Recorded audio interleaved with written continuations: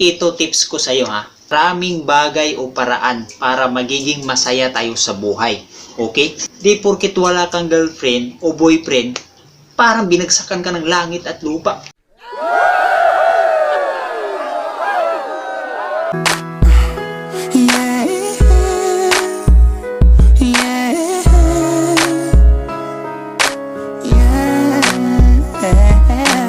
Walang kadit sa Feb 14. No problem. Yan mga kadanlak ang pag-uusapan natin ngayon. Kung wala kang kadit sa darating na Valentine's Day, huwag kang mag-alala. Bibigyan ko kayo ng tips tsak na ikakatuwa at ikakasaya ng Valentine's Day nyo. Di porkit wala kang jowa, malungkot na ang Valentine's Day mo. Ito tips ko sa iyo ha. Maraming bagay o paraan para magiging masaya tayo sa buhay. Okay? Di porkit wala kang girlfriend o boyfriend, parang binagsakan ka ng langit at lupa. Hey!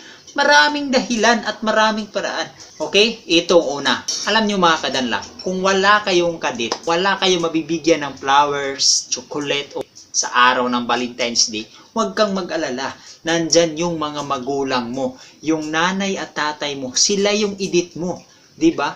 Biruin mo, nung may girlfriend ka pa o may boyfriend ka pa, gumastos ka ng pera, gumastos ka ng malaki para maging masaya at maging bongga yung Valentine's Day niyong dalawa. Sa magulang mo naman gawin yan ngayon. Sa panahon na nag-iisa ka pa at single ka, dun mo gawin sa magulang mo.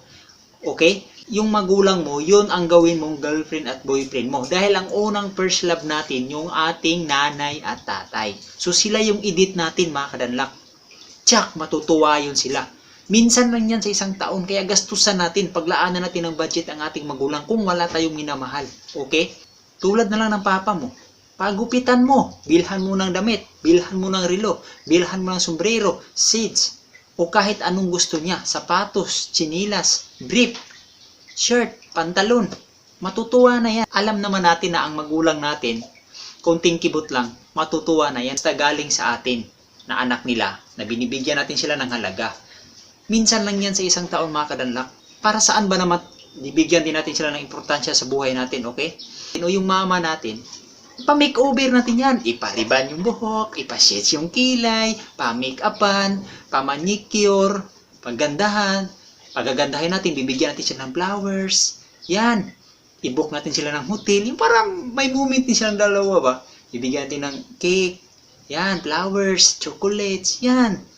Ibilan natin sila ng couple na t-shirt. Para sa ganun, maramdaman din ng magulang natin na kahit na medyo tumatanda na sila, may importante pa rin sila sa buhay.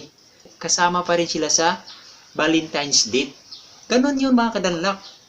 Huwag kang malungkot kung wala kang girlfriend. Tandaan mo, first love natin, magulang natin. Mula nung maliit tayo, yan yung nag-aalaga sa atin. Yan yung nagpapakain, nagpapaligo, naglilinis ng dumi natin, naglalaban ng damit. So, para saan ba naman yan, di ba? Sila ang edit natin. Alam niyo mga kadanlak, binibigay ko kung ano yung gusto nila. Dinadala ko sila sa mamahaling pagkain. Minsan lang naman sa isang taon, di baling maubos yung pera mo na budget. Basta at least, kasama mo yung magulang mo, mga kapatid mo, sila yung ididit mo. Para yung pera mo, hindi sayang. Di katulad ng girlfriend mo, sira ulo, mukhang pera. Kapag dinidit mo, bakit? Binigyan mo pa ng chocolates yan, ilang flowers, cellphone, pantalon, damit. Hihingi pa rin yan. Yan yung maluho na girlfriend o boyfriend mo. Pinipirahan ka lang, hindi ka minamahal. Kaya lang siya nananatili sa'yo dahil alam niyang pinakinabangan ka pa. Parang linta. Dikit ng dikit hanggat may masipsip pa sa'yo. Magulang mo na lang mahalin mo. Hindi lang ito sa mga single ha. Sa lahat din ng taken. Bago kayo mag-date ng boyfriend o girlfriend mo, unahin nyo muna yung magulang nyo. Okay? Pa-makeover nyo sila, bilhan nyo ang gusto nila. Yan, bigyan nila mga chocolates. Yan, tulad ng mga sinasabi ko yan. Pagkatapos nun, siyempre, kayo na naman ang boyfriend mo o girlfriend mo. So, alam na, Jar. Alam nyo naman, kahit sa gilid-gilid lang, pwede na kasi pulibok ng mga hotel. Hey! So yun lang mga kadanlak, yung tips ko sa inyo. Huwag kayong malungkot. Mga kadanlak, tandaan nyo, hindi sa lahat ng bagay, boyfriend at girlfriend ang nagpapasaya sa buhay ng tao. Minsan, marami tayong mga bagay na nakikita na binaliwala natin pero hindi natin alam, yun pala ang nagbibigay kasiyahan sa ating buhay. Dahil sa nag-focus tayo sa mga bagay na wala na, yung taong hindi ka na minahal o iniwanan ka na, huwag mo nang habol-habulin pa. Okay? Tandaan mo, pinanganak ang tao, hindi ka karerista. Kahit pa gaano mo kamahal yung tao, pag ayaw na sa'yo, huwag mo nang ipilit pa. ikaw lang yung masasaktan eh. Para ka lang nagtanim ng hangin na umani ka ng bagyo. Kumuha ka ng maliit na bato, pinokpok mo sa sarili mong ulo. Huwag kang tanga. 2020 na mga kadanlak. So yan ang mga kadanlak, ka-edit yung magulang nyo, mga kapatid nyo ba, kaibigan nyo, kayo-kayo lang, di ba? Huwag nang, kung wala kayong minamahal, huwag nyo nang ipilit. Okay? Kung yung sabihin, ay, ang lungkot naman ng Valentine's Day ko, iniwan ako, huwag nang ganun. Alam naman natin yan eh, tuwing Valentine's Day, darating yung Valentine's Day, maraming naghihiwalay. Okay? Basta tandaan nyo lang mga kadanlak, pag may mga anak ng November o December, alam mo na kung anong buwan nila ginawa yan. Hey! So yan ang mga kadanlak, maraming salamat sa panonood nyo. At sana may natutunan kayo sa mga tips ko.